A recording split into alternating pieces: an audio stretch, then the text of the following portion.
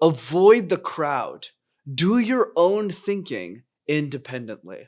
Be the chess player, not the chess piece. Ralph Sherrill. I've always been fascinated by the game of chess. Not because I know how to play it, because I don't, or really even how to spell it, but rather because chess is a fascinating way to draw analogies between the game and presentations. And that's exactly why in this week's episode of MasterTalk, I'll be teaching you the 3 lessons that I learned from chess that apply in every presentation that we give. Hi everyone, Brendan here from MasterTalk on your go-to channel to mastering your talk. And today, we're talking chess. So let's get playing. Number 1, understanding the psychology of your opponent is just as crucial as the game itself. Garry Kasparov, arguably the best chess player of all time, was known for his skill in the game, but also his ability to play with the minds of his opponents. There was one story around Garry, whereas when he used to play with grandmasters, he would take his watch, remove it, and put it on the side of the table.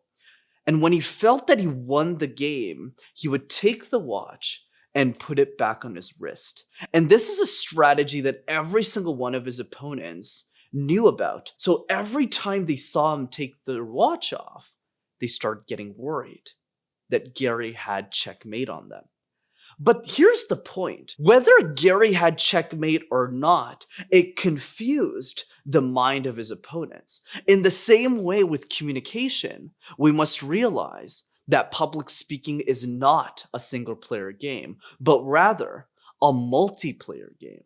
Whereas most of us, when we prepare for a speech, a presentation, a workshop, we tend to focus just on ourselves. I'm so scared. I don't want to do this. I'm fearful. I don't want to present. What will other people think of me? Whereas in chess, we're thinking about the other person. How is the other person going to think? What is their psychology? Apply the same lesson in chess with communication. Start to ask more questions to your audience. What is important to them? What are their objections? So that when you craft your presentation, you craft it with the psychology of your audience in mind. Number 2, each chess piece plays a different role, and you must understand the roles carefully in order to come out the winner. In chess, there are different types of pieces: the king, the queen, bishops, rooks, and pawns, and the list goes on. And you must understand the role that each of these pieces play. Pawns are often throwaway pieces, whereas if you lose the queen, you better lose it for a really good reason because it's one of the best pieces on the board. Communication is the exact same way. If you want to be a world-class communicator, you need to first figure out, what are my strengths and weaknesses as a communicator? What am I great at? Am I a great listener? Am I good at vocal projection? Or do I struggle looking people in the eye? Do I struggle with showing up on camera? By clearly auditing, by analyzing what you're great at and what you aren't as a communicator, this will help you leverage and triple down on your strengths so that you can make up for your weaknesses. I used to do this all the time when I was younger and I started my career in communication. I knew I was a terrible listener. I knew that I was really, really bad at coming off in a calm way. I was super aggressive back then.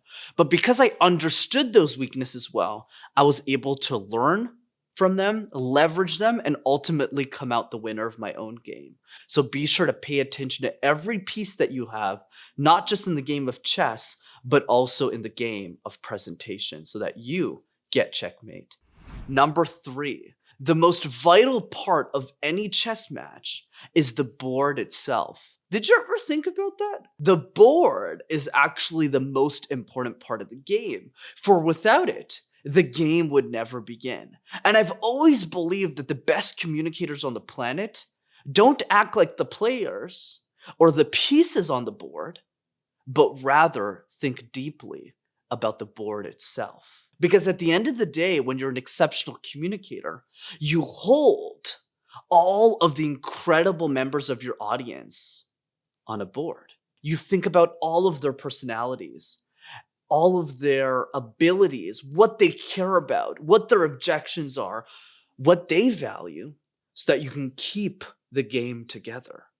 And when you have that empathy to say, what does this person actually care about?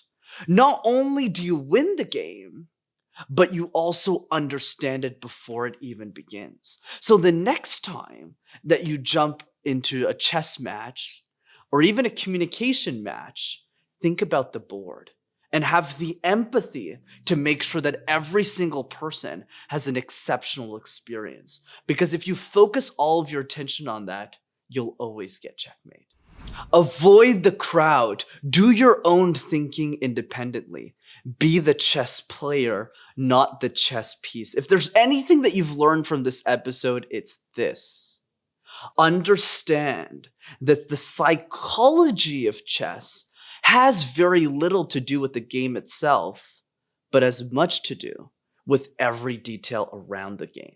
Whether it's the way that the different pieces move across the table, or even the opponent who's sitting right in front of you, spend the same amount of detail that a grandmaster would spend to win a chess match in the context of your communication skills. Spend the detail necessary to understand every piece on the board, every audience member who is trading their time for your message, and make sure that time is well spent. As always, if you enjoyed this week's episode of Master Talk, be sure to smash that like button and subscribe to the YouTube channel as well to see more videos like this. And if you know one person who gets checkmated all the time, be sure to send them this video so that maybe they'll learn some chess, but also some communication skills as well. Take care, everyone.